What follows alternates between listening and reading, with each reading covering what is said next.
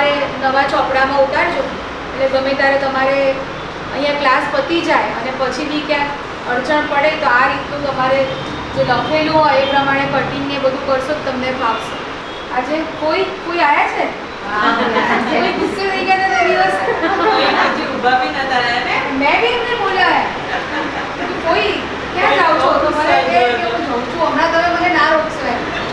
Okay, એ જાતે cutting કરીને કર્યું એમ? હા, જાતે કરી. સરસ.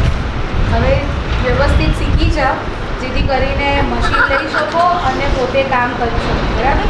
બ્લાઉઝ એક બે પોતાના સીવી શકીએ આપણે, પોતાના પગ ઉપર ઊભા થઈ શકીએ. ડ્રેસ પહેરે તેમને ડ્રેસ. હા, ડ્રેસ શીખવાના પોતાના તો સીવવાના, પણ આપણે બી એવા ઊભા રહી થઈ જઈએ પગ ઉપર કે તમે અત્યારે તમારા ભાઈના ઘરે રહો છો ને, તો ત્યાં બી આપણે કામ ચાલુ કરીને પોતાના ઉપર ઊભા થઈ પગ પર ઊભા થઈએ, કમાતા થઈ જઈએ.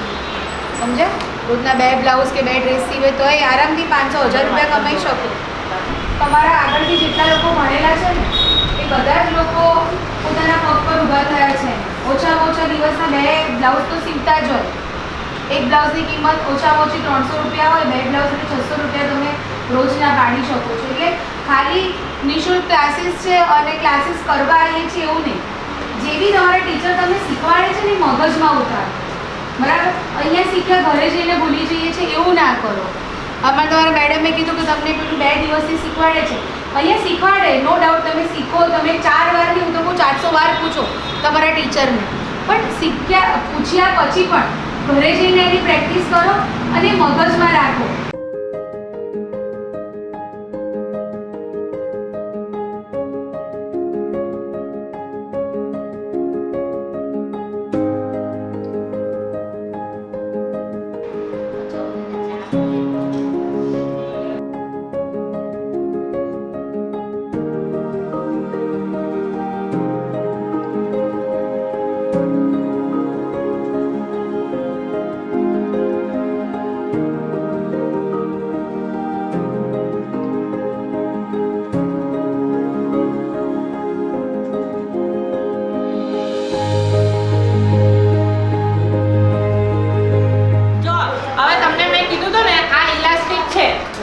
ઇલાસ્ટિક છે, બરાબર? હવે આપણે જે આ એક્સ્ટ્રા રાખ્યું છે, બરાબર, તમારે આનામાં એક્સ્ટ્રા રાખવાનું છે.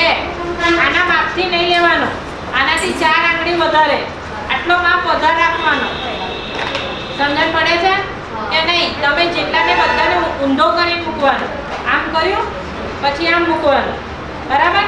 હવે આ ઠેઠો ઠેઠ માપ સુધી નહીં રાખવાનો, આનાથી 4 આંગળી વધારે રાખવાનો અને અહીંયા દોરવાનું. સમજણ પડી?